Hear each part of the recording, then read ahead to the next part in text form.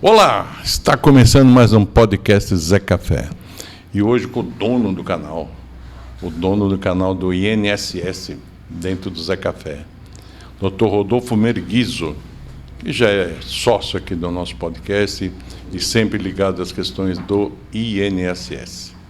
Então, vou deixar ele dar uma boa tarde para você. Dr. Rodolfo, por favor.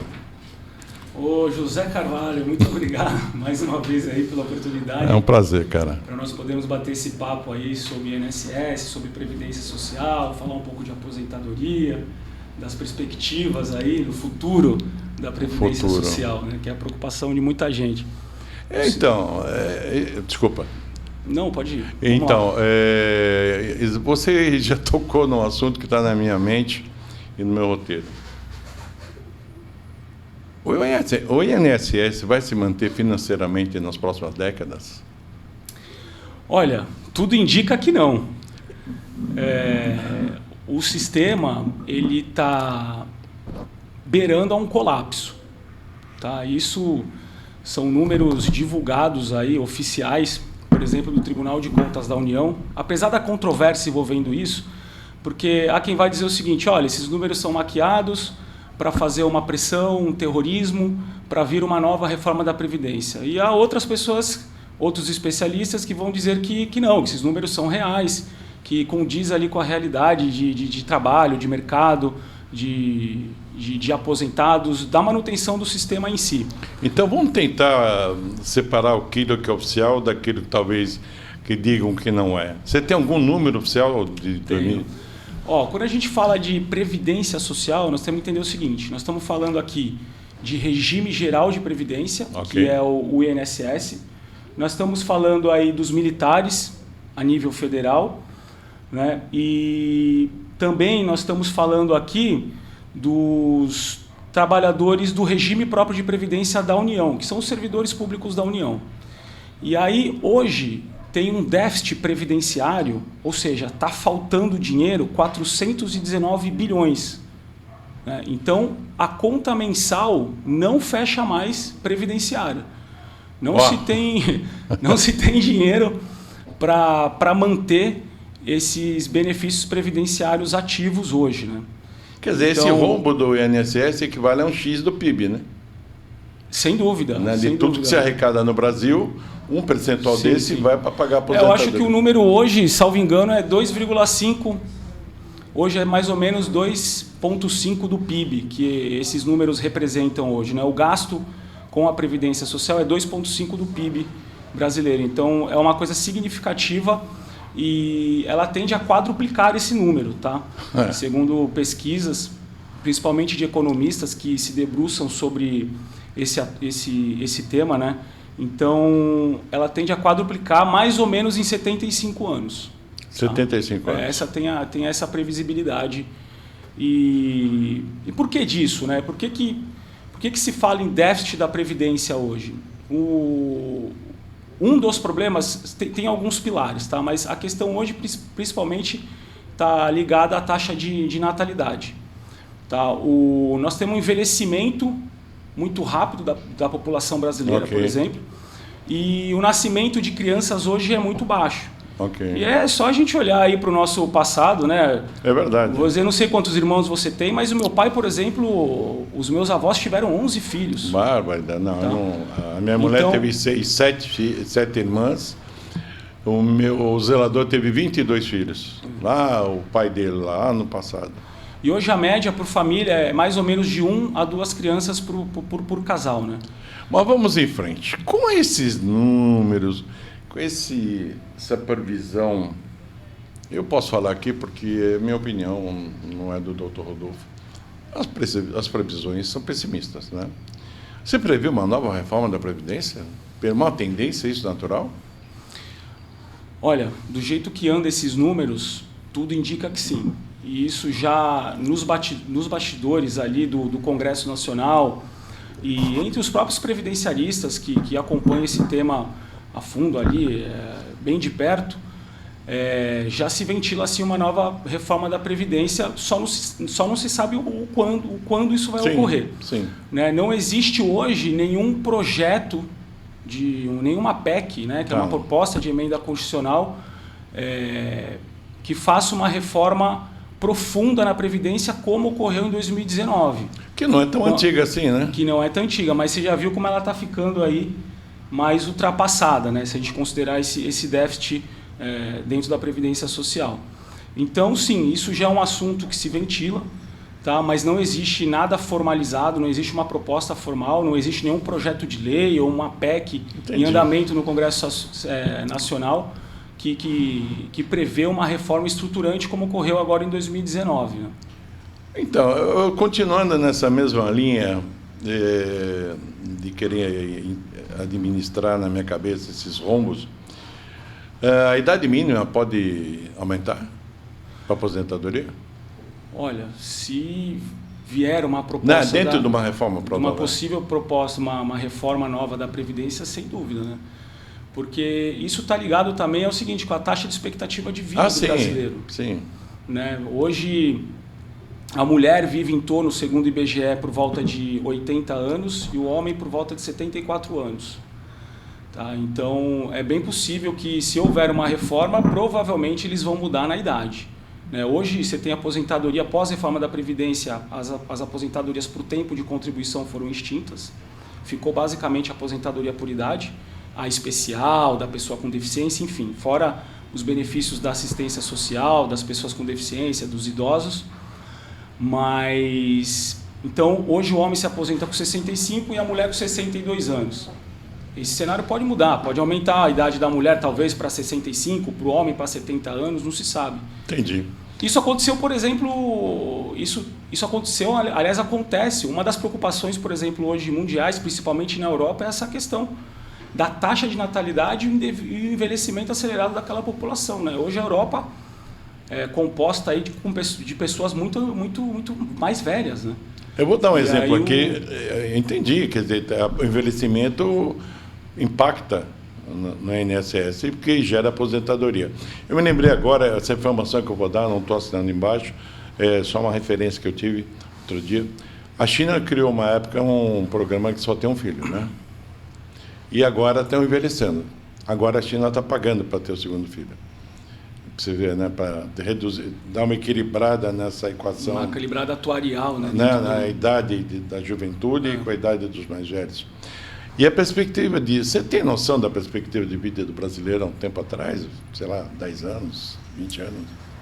Tem mais, né? Tem subido a perspectiva? Sim, sem dúvida. Como eu te disse, esses números do IBGE são recentes. Isso não sou eu que estou falando, isso está no Google. Não, é só pesquisar, sim, tá? Sim. Hoje a expectativa da mulher, como eu disse anteriormente, é 80 anos e do homem está com 74 anos. Mas aí, vamos lá, né? Para não sair só em defesa do governo. Não. Mas e ninguém está em defesa de governo nenhum aqui. Não. Longe disso, a gente está fazendo uma análise aqui. Nós estamos fazendo uma análise imparcial do cenário, né? Do cenário populacional, do déficit da Previdência. E aí posso dizer assim, mas então a responsabilidade disso é só por conta da taxa de natalidade? Não, não é. O governo contribuiu e contribui muito para o déficit previdenciário. Uma coisa que ninguém fala isso, é pouco ouvido aí nos jornais, nas televisões, mas um dos principais vilões do déficit previdenciário, além da taxa de natalidade hoje, é o próprio governo. Porque a Constituição Federal...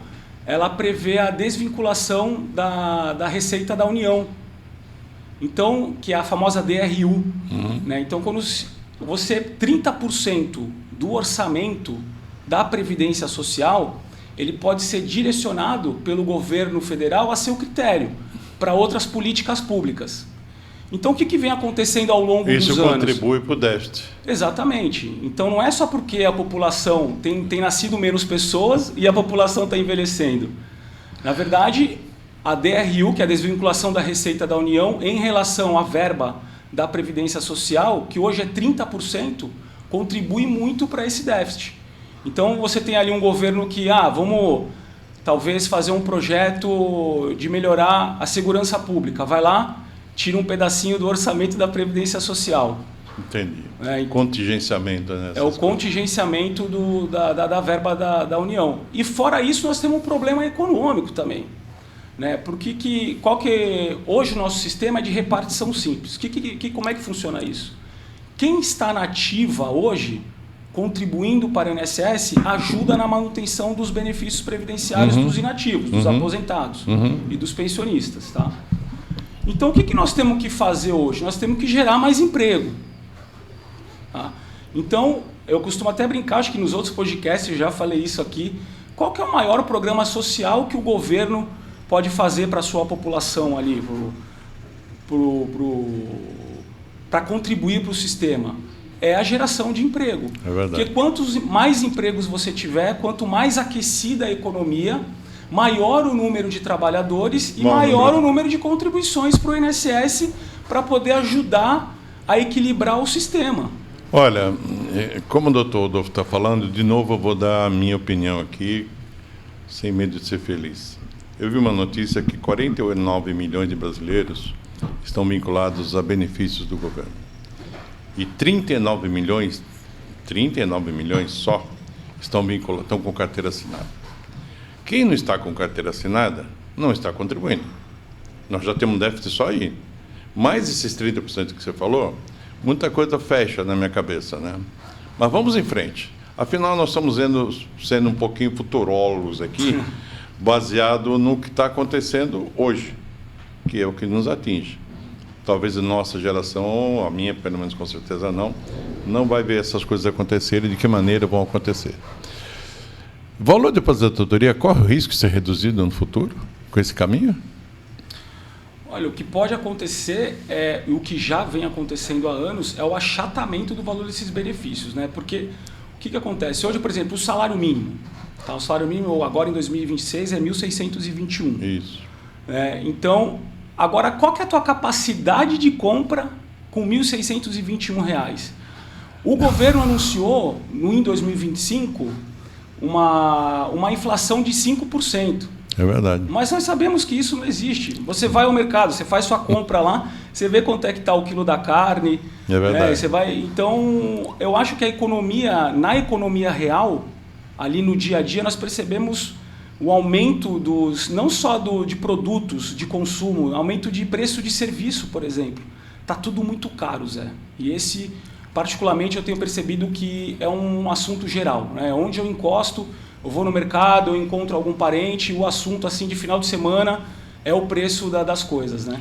Então, vamos lá. Então, o que significa dizer isso? Que aquele 1.621, ainda que o governo faça os reajustes anuais, como vem sendo feito, você está perdendo o poder de compra. Né? O real está muito desvalorizado. Muito.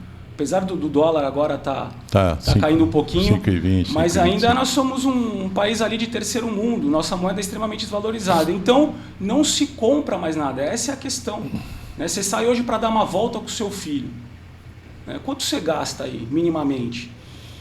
Rodolfo, isso aí é assustador, porque você está constatando, nós estamos falando de renda mínima, de gente que recebe renda mínima. E o pico, a maior aposentadoria foi para quanto? 8 mil, aumentou? 8.457. 8.450, que dentro da realidade brasileira é um salário razoável? Mas é um ótimo salário? Não é. Quem mora de aluguel, quem paga plano de saúde, paga escola, não sei o que, começa a ficar apertado. E aí, Zé, só pegar continuar uma fala anterior. Lógico. Falando da questão do governo que contribui para o déficit previdenciário, a gente falou aqui de desemprego, né? Hoje estima-se mais ou menos que 50% da população brasileira ativa ali vive na informalidade. Né? Olha, e por que não se tem emprego? Porque nós precisamos no Brasil hoje, Zé, de reformas estruturantes. É verdade. Né? Hoje nós temos aí a reforma tributária que foi aprovada com a criação desses novos impostos, IBS e o CBS, mas nós temos uma carga tributária gigante. No Brasil se paga muito imposto. Paga muito. E isso acaba desaquecendo a economia. Sem dúvida. Sem contar a complexidade dessa malha tributária. Hoje você tem que pagar contador para você conseguir recolher o teu imposto. Então, a empresa, além dos impostos já existentes, tem outros gastos para conseguir recolher o próprio imposto. Eu já vi empresas grandes que têm departamento só para cuidar de imposto. Exatamente. Então, você pega um investidor estrangeiro ou até um brasileiro, alguém que quer abrir um pequeno negócio, uma padaria, enfim, uma mercearia, um pequeno comércio no seu bairro, ali na sua região, não consegue fazer investimento até com medo e da complexidade que é aquilo. E no final das contas ele vai fazer um cálculo de padaria também, vai ver que a margem dele é muito baixa e ele não vai abrir uma empresa. E aí vem outra questão, né? Que você, para contratar um funcionário, tem quase que pagar 2, né? Exatamente. Isso é outra conta. Então você tem... O custo do funcionário é alto. Então o custo também do funcionário é muito alto, então isso acaba desestimulando o investimento no Brasil de forma geral. Né? Então, quem é que... E outra, insegurança jurídica no Brasil também é muito grande, não podemos esquecer isso. Olha essas questões todas envolvendo o Supremo Tribunal Federal. O Supremo Tribunal Federal hoje está na pauta todos os dias dos noticiários. Eu me lembro que na minha... adulto já, meio... não sabia o nome do juiz do Supremo. Mas vamos ficar no INSS, porque senão a gente vai abrir margem para muitas questões aqui, né? Vai ser cada vez mais necessário você ter uma previdência particular? A previdência privada, sim, ela é uma realidade. Mas também me parece assim, e eu talvez sofra algumas críticas por conta disso, é meio utópico ainda no Brasil. É meio utópico porque hoje, como eu disse, 50% da população vive na informalidade, né? Outra boa parte está realmente desempregada, não consegue uma colocação no mercado de trabalho. Então, mal outra tem... vinculada a benefícios, né? E mal tem para comer. Ela não consegue sair para trabalhar de manhã e voltar com um recurso ali para poder sobreviver. Então, a previdência privada é boa ali para a classe média alta, ou a classe A, é possível, né? Hoje essas plataformas existentes de mercado financeiro, BTG, XP, esses grandes bancos digitais, e esses até bancões, Itaú e etc., existem lá diversos produtos de previdência privada atrelada à renda fixa, né? Renda fixa também no Brasil é um grande negócio, taxa de juros foi mantida agora mais uma vez a 15%, né? 15%. O custo do dinheiro do Brasil é muito caro. Mas isso tem acontecido, são os fenômenos que acontecem no Brasil. Nós estamos falando do brasileiro, ok? Das dificuldades, da renda, da falta de emprego, de quanto ele ganha, dificuldade de comer. Enquanto isso, o Brasil, mantendo a Selic a 15%, está recebendo um monte de investimento internacional. O Brasil hoje, a Bolsa está batendo recordes de índice da Bolsa, bateu quase em 200 mil, a previsão é bater em 200 mil pontos a Bolsa. Uma coisa inédita no Brasil. Porque lá fora talvez está existindo muita instabilidade financeira também, né? Então, notícias internacionais aí que deixam o pessoal de cabelo em pé. O ouro nunca valorizou tanto como está valorizado. Mas eu estou falando de investimento. Agora, para o dia a dia, para tomar o café da padaria, para ir no supermercado, a grana, o povo mesmo não tem. Não tem, porque o que recebe de... Exatamente. E aí, pegando essa linha de raciocínio, então, assim, a previdência privada existe, é uma forma de complementação de renda para a tua inatividade, para a tua aposentadoria, sim. Quem tem condições deve fazer, até porque os investimentos mensais ali, existem diversos produtos, você pode aplicar ali 100, 200, 300 reais por mês para obter uma renda lá no final, né, depois de 20, 30 anos de aplicação, mas trazendo um pouco mais para a realidade brasileira, eu acho mais difícil. Né, porque se uma população não tem nem o que comer hoje, não tem como fazer essa previdência privada, e por isso da essencialidade do regime geral da previdência social pública. Né, porque muitos também defendem isso, né? Tem que acabar com a previdência pública, cada um faz a sua previdência privada. Você acha mesmo que o Brasil hoje tem maturidade para seguir por esse caminho? Né? Você acha que o brasileiro que ganha R$ 1.621 vai conseguir poupar algo ao longo da sua vida, sendo que ele não tem nem o que comer dentro de casa? Eu entrevistei aqui, onde você está sentado aí, um investidor que falou muito aqui sobre investimento. Ele falou assim, aplique por mês na Bolsa, falou Bolsa, falou outras coisas, mas Bolsa me chamou a atenção, R$100 por mês. Você acabou de citar uma classe onde R$100 é para comer, cara, não é para guardar. Quer dizer, o brasileiro está muito longe, pela renda que ele tem, de ter uma previdência melhor no futuro, pública, seja o que for, principalmente a privada. São objetos, são mercadorias que não fazem parte do acesso, que as pessoas não têm acesso, porque não tem renda. É simples assim. E aí você gera um problema... olha só que interessante, né? Lá na reforma da Previdência, em 2019, quando se discutia ainda o projeto, dentro do Congresso Nacional, o texto original da PEC, que virou depois a emenda 103 de 2019, acabava com o regime de repartição, que é essa onde os contribuintes mantêm os benefícios ativos da Previdência, e instituía o regime de caixa.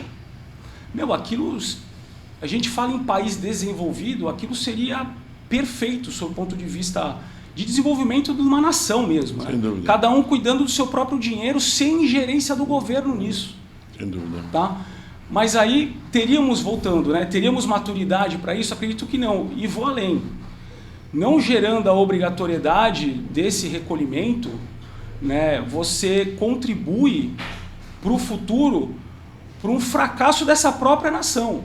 Porque você imagina o seguinte, as pessoas, muitos que não têm dinheiro para recolher, vão deixar de recolher, porque aí não se tem mais obrigatoriedade de recolhimento da contribuição previdenciária. Sim. Essa pessoa vai envelhecer, ela também não vai fazer a previdência privada porque também não tem condição. Olha o problema social que isso geraria num futuro não tão longe, mas estou falando de coisa de 20, 30 anos.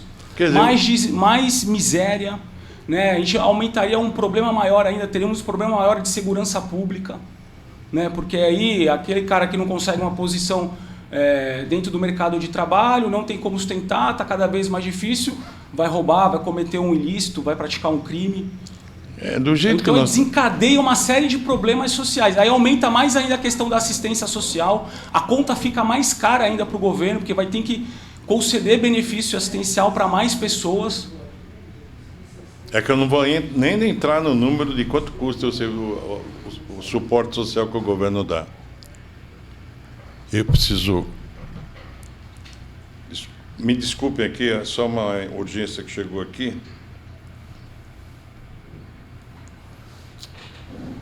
Mas pode comentando. Assim, por exemplo, trabalhadores informais, como é que fica? Motorista de Uber, aplicativo, iFood... a gente chama disso de uberização.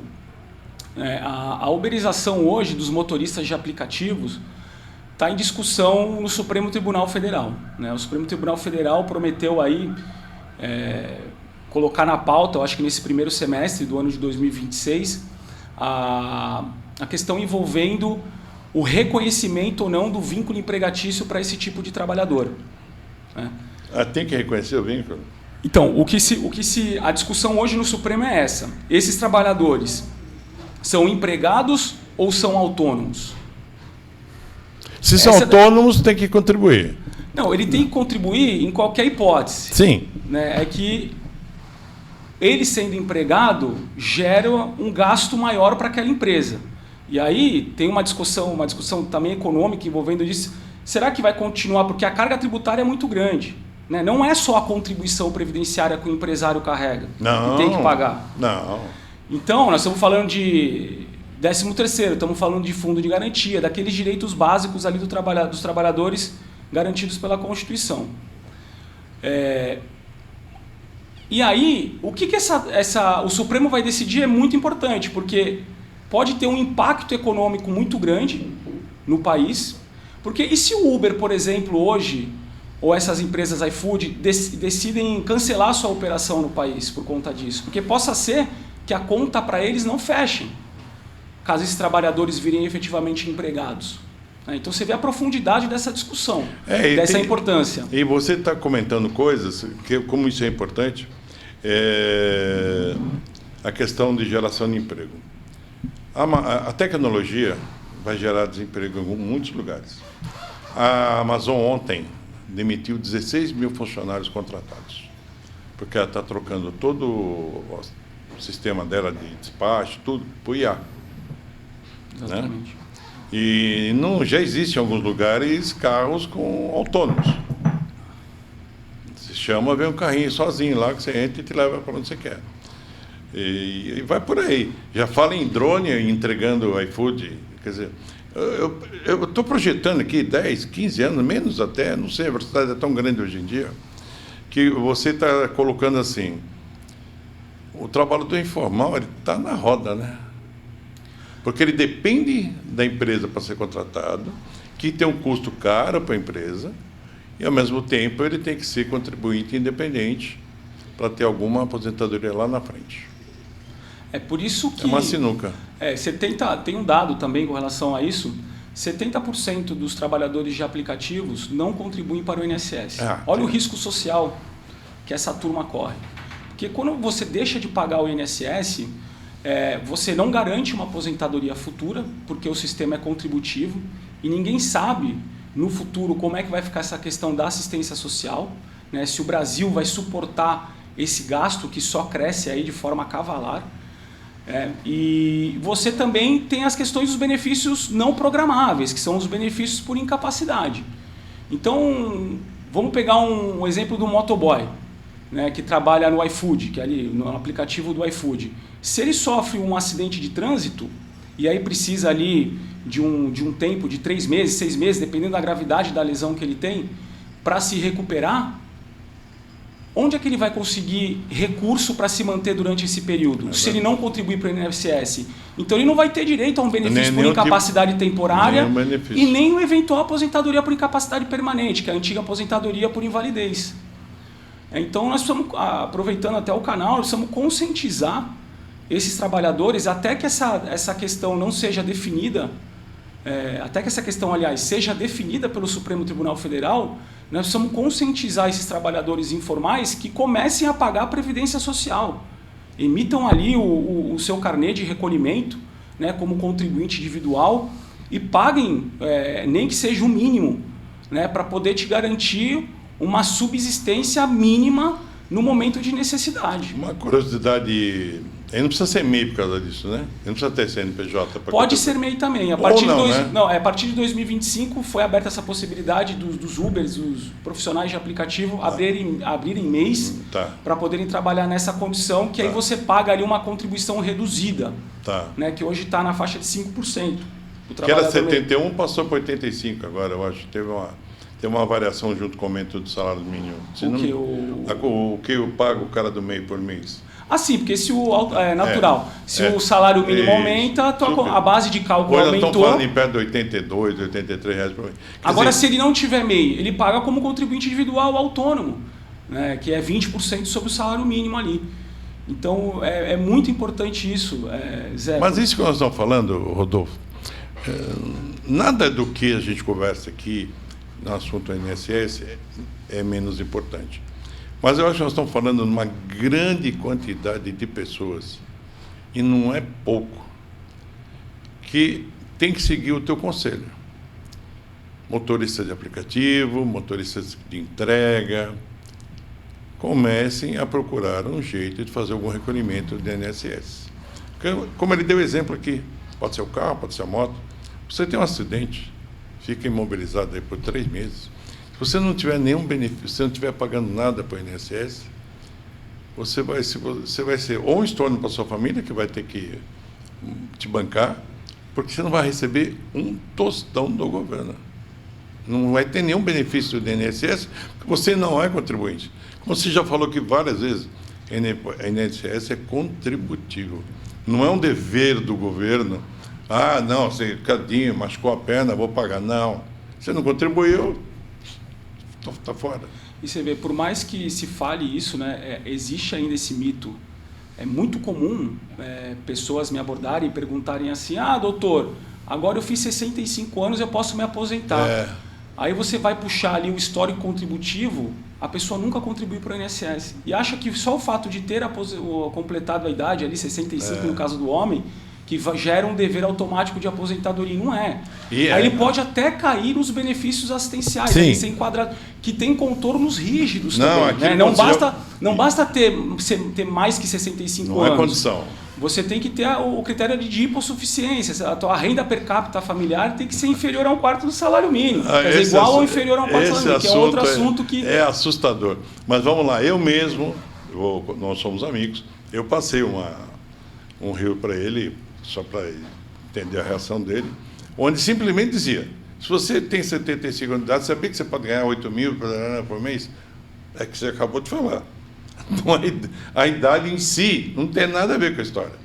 Você tem que ter ou a contribuição, direito. Para ganhar 8 mil, hoje, 8.475. Para ganhar 8.475, você tem que contribuir quantos anos pagando o máximo? Nossa, hoje, se a gente falar de regra de transição, você tem que ter pelo menos ali 35 anos de tempo de contribuição. Pagando o máximo. Exatamente. Okay. A tua média salarial tem que ser alta, né? As tuas contribuições têm que ser altas. Porque... Bom, vou falar o óbvio, mas às vezes o óbvio não, mas o óbvio dito, é importante. Então, quanto maior a tua contribuição, maior o teu benefício previdenciário, porque a tua aposentadoria nada mais é do que a média do teu histórico contributivo, né? Esses salários, evidente, vão sofrer uma atualização, uma correção ali para fins de média de aposentadoria, mas a tua aposentadoria basicamente é a média das tuas contribuições. Então, se uma vida inteira ali contributiva, você contribuiu sempre com o salário mínimo, tua aposentadoria vai ser salário mínimo, não tem milagre, não tem advogado... Não há revisão que resolva isso. Não tem revisão que resolva advogado. Eu posso ser o Pontes de Miranda da Previdência Social, não tem o que ser feito. Toda vez que eu converso com o Rodolfo aqui no canal INSS, eu confesso a vocês que eu saio um pouco chateado, porque... Do tempo que eu me lembro, o Rodolfo é muito mais jovem que eu, para ser meu filho, eu acho, com certeza. As pessoas viviam menos, mas tinham mais poder de compra. Não existia essa quantidade de benefícios que o governo social, que o governo fornece. E as pessoas têm boas memórias da vida no passado, essa coisa toda e tal. Eu vou ter um podcast aqui o mês que vem com um amigo meu que está morando em Portugal. E nós vamos entrar um pouco nesse assunto de previdência baseado lá em Portugal. Aliás, esse tema eu estou devendo aqui. Eu sei. No último podcast a gente ficou de fazer um direito comparado. Nós vamos estar discutindo isso, porque isso vai mexer com muitos corações e mentes. E esse problema previdenciário, como eu disse, é um problema assim que assola boa parte da Europa e, quiçá, do mundo, né, por conta do envelhecimento da população. Então, é um tema assim que está sempre em voga, está sempre em discussão, né? Você vê o Congresso está sempre trabalhando em cima desse tema, especialista sempre preocupado com essa questão. Mas que a crise é mundial, né? A crise é mundial. Porque eu estou vendo assim, por exemplo, estava vendo uma reportagem outro dia, Europa, a síndrome do turista. Não sei se você leu essa matéria. Vou citar um exemplo aqui, Paris. Para cada francês, 840 são turistas. Imagina, a cidade mais visitada do mundo. Isso vale para muitas cidades importantes do mundo. Madrid, Barcelona, Veneza, blá, blá, blá.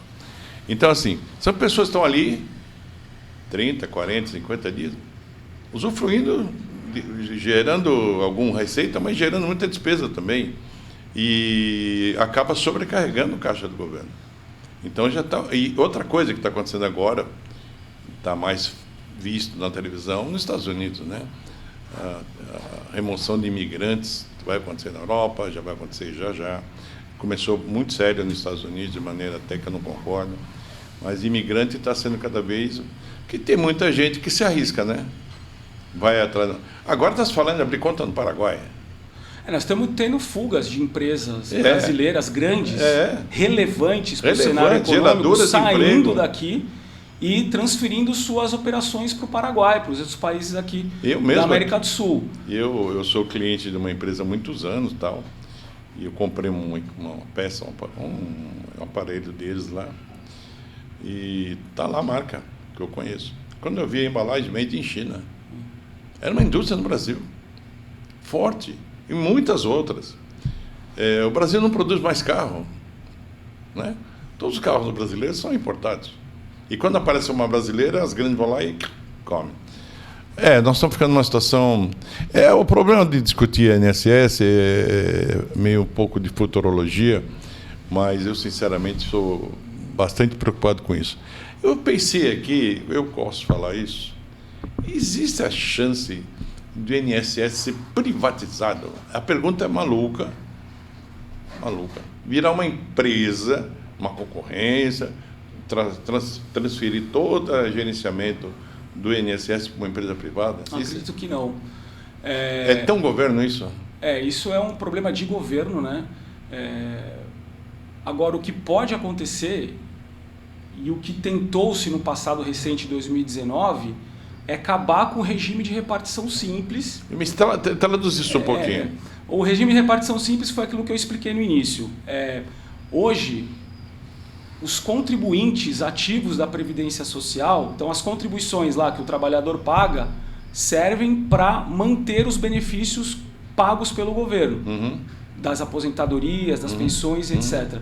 A média, mais ou menos, hoje no Brasil é de 2,5 a 3 trabalhadores ativos para um aposentado ou pensionista. Okay. Tá? Isso é regime de repartição simples. Nós pagamos para pagar aposentados. Exatamente. Quem trabalha, quem contribui, paga os aposentados da ativa, os inativos. E aí o que se tentou foi o regime de caixa, né? Mudar esse regime de repartição simples para regime de caixa. Ou seja, é como se cada trabalhador tivesse a sua própria conta lá no seu nome, como é no fundo de garantia, vamos dizer assim, só um exemplo. Tá? E aí tudo que ele contribui vai para essa conta e lá na frente essa conta sofre uma remuneração e ele tem a opção de receber no futuro parceladamente ou de uma vez só, como se fosse um plano de previdência privado, mas gerido ali pelo governo ainda. Entendi. Tá? E então eu acho que não vislumbro isso, eu não vejo formas ou mecanismo de se transformar de forma privada. Mas porque se for privado, aí vai para a previdência privada, né? Então extingue-se o regime geral de previdência, a previdência pública, e passa a existir só a previdência privada. Você agora estava explicando, eu te levei a um raciocínio sobre... A pergunta que eu fiz, eu sei que é um pouco nonsense, mas cabe para mim, eu posso fazer essa pergunta porque minha ignorância nesse assunto permite. Mas quando você falou em mudar o modelo de caixa, você tem alguma posição pessoal sobre isso ou profissional? Eu tenho. Eu bato ainda na tecla, desculpa até se eu estou sendo repetitivo com relação a isso. Não, mas a ideia é repetir para colar mesmo. Assim, eu acho que o Brasil, hoje, o momento social, econômico brasileiro não tem maturidade para isso. Eu acho que seria um fracasso total, né? Até porque nós temos que ter mudanças estruturais para que isso ocorresse, né? Sobretudo, por exemplo, na questão da educação econômica. Então nós precisaríamos ali, para fazer uma lição de casa, trabalhar a base. O que seria trabalhar a base? Então colocar na grade curricular das escolas um ensino de educação econômica. Né? Porque hoje as pessoas não sabem gerir o seu próprio dinheiro.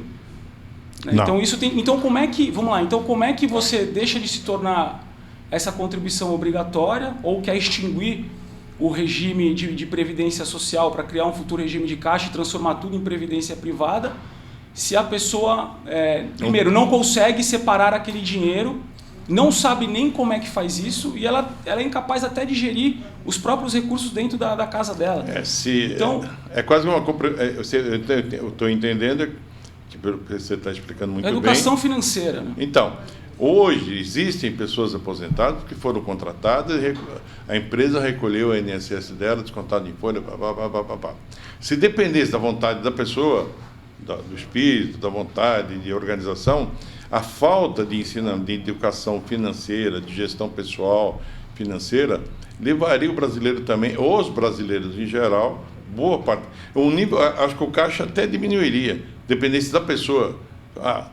Você tem que guardar R$150 nesse mês aqui para garantir lá na frente o seu... É isso, às vezes ela nem tem esse recurso para dispor, porque ela ganha muito pouco. Então, você vê que as mudanças têm que ser umas mudanças profundas, estruturais, econômicas. Né? Você vê hoje o governo. Que exemplo que o governo dá hoje na questão fiscal, gastando mais do que arrecada? Né? E aí, o que se tem hoje? Nós temos esse governo agora, do governo Lula, se prevê um déficit gigante, nós já estamos falando na casa de R$1 trilhão, tá? de dívida pública, uma taxa de juros altíssima. E aqui, veja bem, nós não estamos... Eu estou te trazendo dados reais, concretos aqui Não estou falando mal do governo A, do governo B. Nós estamos fazendo uma análise atual da situação brasileira fiscal.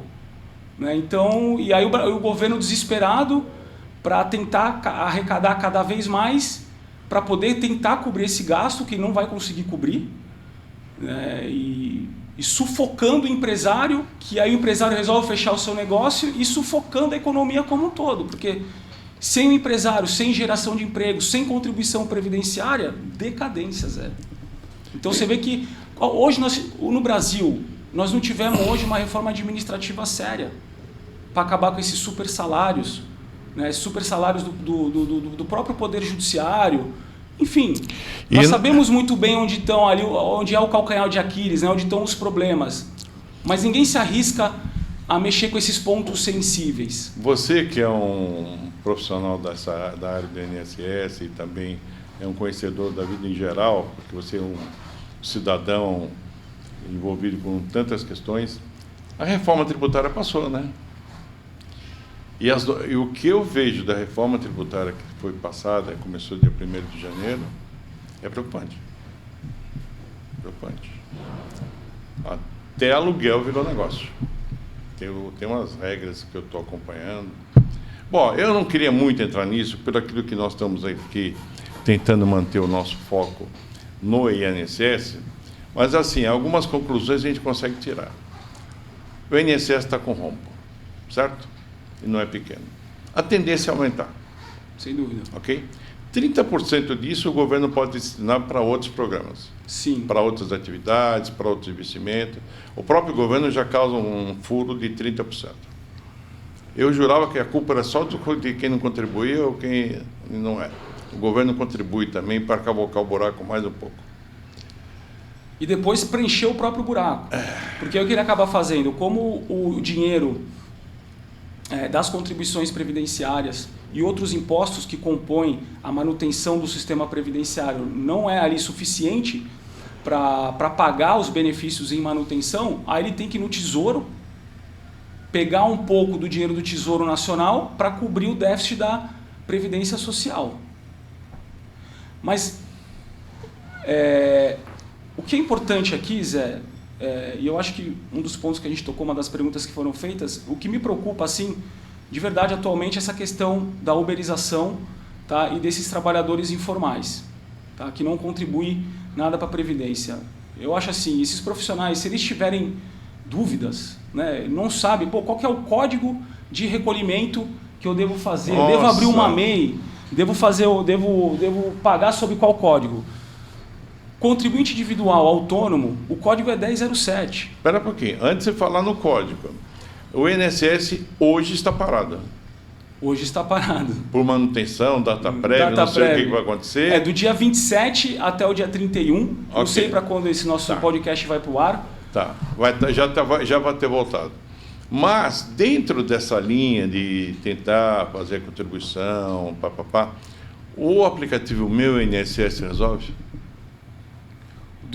Para a geração desse... Para você virar um contribuinte, um pagador autônomo, pagar o... Não, é outro sistema vinculado à Receita Federal, que é o sistema SAL, tá? S-A-L. Então, não é na plataforma Meu INSS que você gera o boleto de pagamento da contribuição. Tá? E muita gente tem dificuldade, porque a verdade é que as pessoas não têm nem conhecimento de tecnologia para acessar esse serviço. Por isso da importância você procurar buscar um profissional da área para poder tirar essas dúvidas. Parar de fazer as coisas por conta própria, porque é comum depois algum segurado que vem te procurar para se aposentar, você vai verificar aquele CNIS, que é o Cadastro Nacional de Informações Sociais daquele segurado, ele recolheu sobre um código que nem deveria recolher, e aquilo, por exemplo, não vai garantir para ele uma aposentadoria por tempo de contribuição. Então, olha a complexidade disso. Você tem que saber exatamente qual código você vai recolher, se você se enquadra naquela categoria de trabalhador. Né? Então, procure um profissional para poder te orientar. Né? Que nem a história do planejamento previdenciário. A advocacia previdenciária criou isso para ganhar dinheiro. Imagina, esse trabalho é fundamental para qualquer pessoa, para qualquer segurado. Tem que fazer um planejamento previdenciário. você ter pelo menos saber quanto que você vai gastar, qual que é o retorno que você vai ter daquilo, né? Existe hoje a ferramenta do ROI previdenciário, quanto você vai colocar de dinheiro, qual o retorno que aquilo vai te dar no futuro. Lógico que você não tem como fazer uma previsibilidade de regras, né? Porque existe aqui no Brasil a insegurança jurídica. Uma hora ou outra, conversamos aqui agora há pouco, pode haver uma nova reforma da Previdência e mudar todas essas regras. Mas sim, com base nas regras atuais existentes, colocadas aí no nosso arcabouço jurídico, a gente consegue te planejar uma previdência para saber quando que você vai se aposentar, qual o valor, será que esse é o mesmo caminho? Será que eu devo agora aumentar o valor da minha contribuição? E o período que eu fiquei sem recolher, posso recolher em atraso? Isso vai ter impacto na concessão do meu direito lá no futuro? Nossa, precisamos também entender o seguinte, se você trabalhou exposto a algum agente nocivo, prejudicial à saúde, pode ter reconhecimento da atividade especial, aquilo vai aumentar ou não o meu tempo de contribuição, aquilo vai me ajudar lá na frente numa aposentadoria. Então a complexidade disso é muito grande e só um profissional habilitado que entende sobre o assunto é que vai conseguir te dar orientação. Então a minha recomendação aqui para esses profissionais autônomos que estão fora do sistema previdenciário, venham para dentro, comecem a contribuir, porque senão a tua situação pode ficar muito grave. Tá? Você pode lá na frente, de repente, depender de um benefício de assistência social, que nem sabe se você vai conseguir ou não esse benefício, se o próprio sistema vai ter condição de arcar isso daqui a 30, 40 anos lá na frente. Tem a questão envolvendo a incapacidade laborativa desses profissionais, um problema de saúde, em eventual acidente. Então, não fiquem fora, procurem ajuda, procurem se informar, qual o código a recolher, qual o valor. Sabe, de repente, você não consegue pagar sobre 2, 3 ou 4 salários mínimos. Ali, eu não consigo recolher sobre 5 mil, ou não consigo recolher sobre o teto. Faz o básico, recolhe sobre o salário mínimo. Né? Você precisa ter alguma garantia futura. O cobertor é curto, mas cobre. É isso. É assim, é uma curiosidade baseada na minha vida real. Eu, eventualmente, sempre ando de Uber e tal, eu vejo muito aposentado uberizando por aí. Existe a segunda aposentadoria? Não existe segunda aposentadoria. O aposentado que trabalha, ele não pode recolher? Não, o benefício é irrenunciável. Tá? Aposentou, aquilo se torna definitivo. O que ele ganha ali no Uber é extra. É extra, exatamente. E aí tem um detalhe, né? A depender da modalidade de aposentadoria. Porque tem aposentadorias que não te permitem dirigir, continuar trabalhando. Vamos pegar a aposentadoria por incapacidade permanente, que é a aposentadoria por invalidez. Se você está aposentado por invalidez, você não pode trabalhar. Tá? E é comum esse tipo de coisa acontecer. Né? O segurado, de repente, sofreu uma autuação, um processo administrativo do INSS, porque foi identificado ali uma fonte de renda. Porque a ignorância é tão grande, Zé, que às vezes a pessoa é aposentada por invalidez e começa a pagar por fora porque arrumou um bico para trabalhar, sei lá, de pedreiro. Não, comecei a trabalhar de pedreiro, vou pagar aqui. Mas você é aposentado por invalidez. Então é o seguinte, então pede alta previdenciária. Então tu não está incapaz para o trabalho. Né? Uma das questões interessantes também, que pouca gente sabe, que a partir do momento que você é aposentado pela especial, você não pode mais trabalhar em lugar insalutífero. Você não pode trabalhar mais exposto a agente nocivo nenhum, seja ele físico, químico ou biológico. Né? Vamos pegar um exemplo aqui para ajudar a esclarecer um pouquinho o nosso público. O pessoal de raio-x tem uma legislação diferente, não é isso? De aposentadoria, de férias, não tem? Não, é a radiação não ionizante, né? Ou ionizante. Mas ele tem 2 férias por ano, eu não sei como é que funciona a parte contributiva dele, se aposenta com menos de idade, não sei o quê. Não, estou tentando... Ele tem direito à aposentadoria especial. Isso. Caiu na especial, aposentou, esse cara não pode mais operar isso. Não pode mais trabalhar exposto. Ele não pode botar de raio-x. Não pode. Mas também nem pode trabalhar em lugar nenhum. Exatamente, nenhum lugar ruidoso, ou com calor excessivo, onde tiver algum tipo ou com de risco biológico. Não pode. Né? O que se permite hoje, essa vedação decorreu por conta de um julgamento do Supremo Tribunal Federal no passado. Né? Porque era comum as pessoas se aposentarem, voltarem a trabalhar expostas a agente nocivo. Então isso gerou uma controvérsia dentro do Poder Judiciário, e até que chegou no Supremo Tribunal Federal e eles definiram essa questão de proibição. Tá? Mas o que pode ser feito? Olha, eu tenho direito à aposentadoria especial. Os meus requisitos foram preenchidos na data de hoje. O que o segurado pode fazer? Ele pode requerer o benefício, só que, ao mesmo tempo, ele pede a suspensão do pagamento daquele benefício, para que ele possa continuar trabalhando exposto ao agente, contribuindo para o sistema, e aí quando, de fato, ele se afastar da sua atividade, ele pede o pagamento daquele benefício cujo direito já foi reconhecido lá atrás. Ele suspendeu. Ele só suspendeu o pagamento do benefício temporariamente. Tá? E durante esse período ele contribui? Contribui, porque o trabalho é fato gerador de imposto. Tá, mas não vai reverter em nenhuma melhoria. Nenhuma melhoria para ele. Na minha cabeça a conta não fecha, Rodolfo. Toda vez que eu falo do INSS. Quer dizer, um cara se aposentou, 70 anos, bem, fisicamente, bem, recebe a aposentadoria. Ele não pode trabalhar registrado ou contribuindo. Não pode, certo? Não, ele pode trabalhar. Sim, trabalhar. Se for uma aposentadoria por idade, uma aposentadoria por tempo, ele pode. Ele mas não vai receber uma outra aposentadoria. Não. Ele tem direito a alguns serviços previdenciários. Ele pode salário família. Tá. Mas é que uma pessoa de 70, 80 anos vai falar em salário família. Né? Mas assim, de verdade, o cara que aposentou numa condição que não é PCD, que não é nada, não tem. Aposentou. Ele resolve fazer Uber, ele só está ganhando uma renda extra. Ele não vai conseguir melhorar em nada a aposentadoria dele.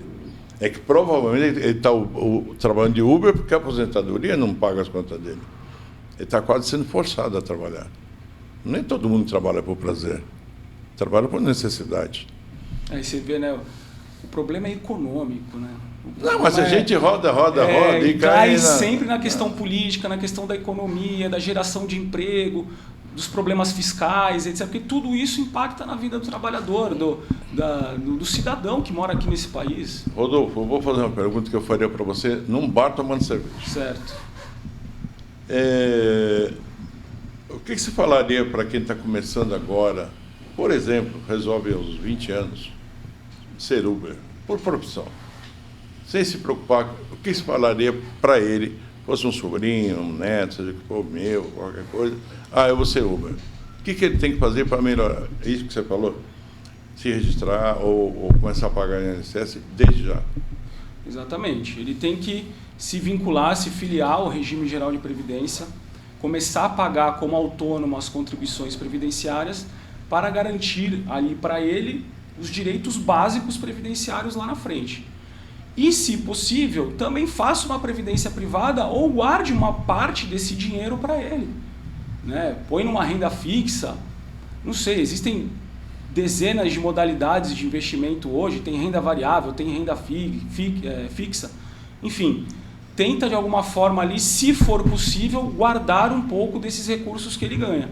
Mas agora, ficar completamente desprotegido, pela juventude, estou tranquilo. Fica naquela emoção ali, não, estou ganhando meu dinheiro aqui, vou gastar R$300 de contribuição, vou nada.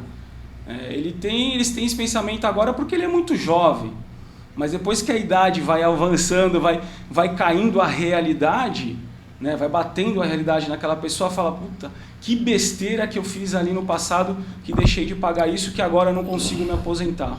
Olha, deixa eu fazer um registro aqui, pessoal. Isso é o que o Rodolfo acabou de dizer. Eu já escutei do meu pai que dizia isso. Você tem 15, agora tem 20, você vai ter 70, 80, 90, sei lá quantos anos. Se prepara, porque a conta chega lá na frente.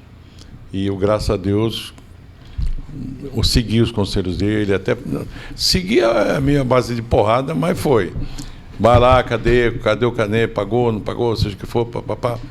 E eu acabei mudando a minha aposentadoria, foi para estatutário, que é uma outra regra, diferente, bem melhor que a INSS, bem melhor. Mas também já mudou também. Já mudou. Muito. Provavelmente você deve ter pegado a regra ali da paridade, da integralidade. Eu não posso reclamar dessa situação. Mas por isso que às vezes o Rodolfo sabe aqui que eu fico pilhado quando eu converso com ele, porque eu comparo as duas coisas na minha cabeça: o estatutário do previdenciário. Previdenciário não é mole não. Bom, esse assunto de hoje foi um pouco político, um pouco opinativo, mas sempre dentro da regra de todo mundo ter uma opinião, forma uma opinião. O Dr. Rodolfo é do MIO, ele trata disso diariamente. Existe no mercado, existem apps que parece que vão resolver tudo.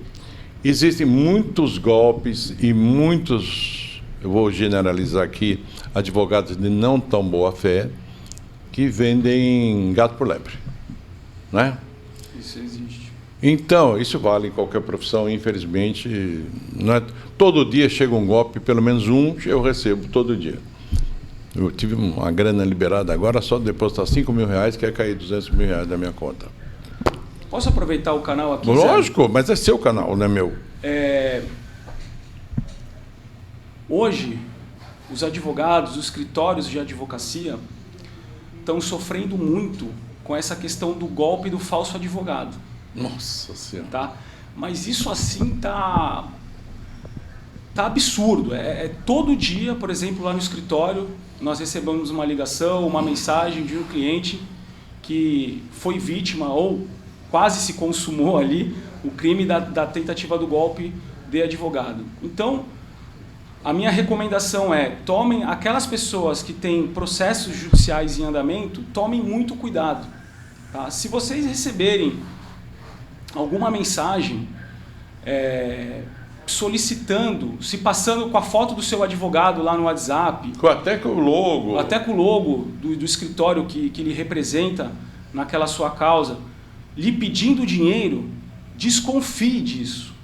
Isso vale para INSS, precatório e outros que tais, né? Exatamente.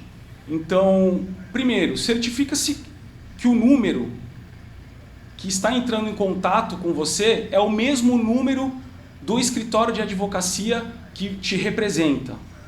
Tá? Porque até hoje o que não se conseguiu fazer, que eu vejo na prática, eles não conseguem clonar o número do telefone. Tá? Então, quando vem o golpe pelo WhatsApp, vem sempre com um número diferente, geralmente que não está na tua agenda. Olha, você falou WhatsApp, vamos incluir SMS... E ligações. E ligações e e-mails. Qualquer modo de comunicação, quando você perceber ali que você está desconfiado, você já tem um advogado, ligue para ele. Converse com ele: olha, me prometeram isso para liberar isso, se eu fizer isso eu recebo tanto, não sei o quê. Eu tenho alguns precatórios. Porque existe uma máxima, assim, ó, não existe pagar para receber. Isso aí. O golpe está aí. O golpe está aí. O que eventualmente pode acontecer é o teu advogado te ligar, de repente você não tem gratuidade de justiça. Tá? Você tem que pagar as custas, as despesas daquele processo. Então, eventualmente, teu advogado vai te ligar e falar: olha, para interpor determinado recurso, o preparo desse recurso é tanto, ou para distribuir essa ação, as custas iniciais custam tanto. Se por acaso alguém te ligar pedindo um dinheiro e você desconfiar, mas será que é para as custas do processo? Liga para o teu advogado. Manda mensagem para o teu advogado. Certifique-se que aquele número realmente é do escritório que patrocina a sua ação. Não sai fazendo o depósito imediatamente. Desconfia um pouco. Eu perdi o mané, né? Desconfia um pouco. Liga para o teu advogado. Olha, doutor, eu recebi aqui uma ligação. É o senhor? É do seu escritório? Manda uma mensagem para ele, né? E aí, infelizmente, esses golpes existem, né? E não são poucos. Não são poucos. Lembra um tempo atrás que o que acontecia muito também era de vender aqueles contatos dos segurados, porque assim, antigamente, não muito tempo atrás, a gente está falando de coisa de 2 anos, mais ou menos 1 ano, o segurado se aposentava pelo INSS e ele sabia que se aposentava antes de acessar o próprio sistema, porque essas empresas que ofereciam empréstimo consignado já ligavam para ele. Então, existia um golpe dentro do próprio INSS, existe até hoje, de venda de informação. Falamos pouco sobre isso, mas existem vários golpes dentro do INSS. Alguns não saberemos o fim da história. Doutor Rodolfo, o tempo com você passa rápido, que é um assunto polêmico, instrutivo, e a ideia nossa aqui, principalmente sua, de criar esse canal, é fazer a coisa ser explicativa, orientação, comunicação e dúvidas das pessoas. Eu acho que, mais uma vez, alcançamos esse objetivo. Acho que esse é o nosso terceiro podcast e a gente, mais uma vez, conseguimos algumas coisas. Eu queria deixar um minutinho para você, se você quiser falar mais alguma coisa, para encerrar o nosso podcast. Bom, obrigado, Zé. Imagina. Mais uma vez por essa oportunidade de poder vir aqui no teu canal, no teu podcast, abrir as portas para a gente debater um pouco sobre INSS, sobre Previdência Social, aposentadoria, que é um tema extremamente relevante, né, que pode ajudar muitas pessoas que têm dúvidas sobre o INSS, de como se aposentar, né, o que ela deve fazer, como ela deve contribuir, cada situação. Então a ideia aqui é sempre trazer um tema diferente, um tema novo, que possa ajudar a levar informação para dentro das casas das pessoas, para poder instruí-las para que elas possam tomar a melhor decisão lá na frente, saber como se aposentar, saber dos seus direitos previdenciários, que muitos não sabem o que é auxílio-doença, que é aposentadoria, BPC-Loas, não sabem dessas coisas. Então, não sabe nada.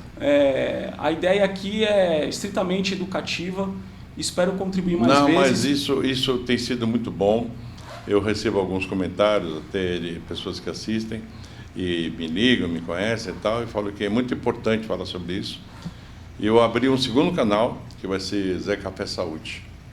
Eu não vou trazer médicos aqui. Eu fiz alguns, agora nós resolvemos fechar uma parceria com médicos e nós vamos também falar de saúde.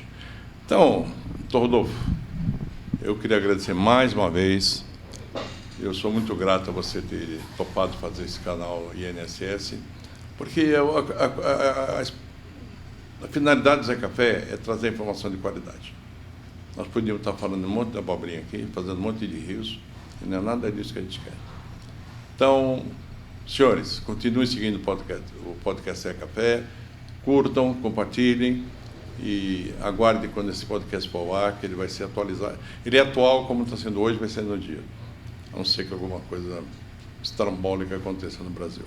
E então, assim está se encerrando mais um podcast Zé Café. Muito obrigado e até a próxima. Obrigado, Zé.